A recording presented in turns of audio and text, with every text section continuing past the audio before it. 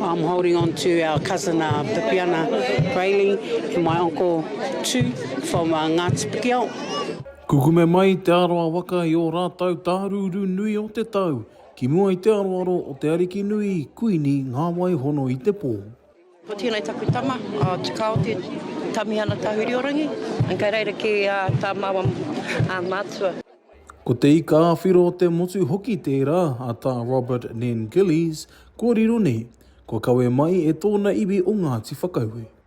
Mā kuku tonu o mātou marae, o te arawa o kahungunuke, mō tōna ora, mō tōna āhuatana, mō tōna ātāhua. Kia tautoko o tēnei Arikinui, ko tai mai mātou.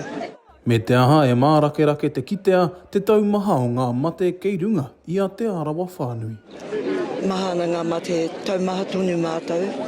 Ko Uncle Bom tētahi, ko te taiohi tino toa o te MMA, Wilson tētahi anō.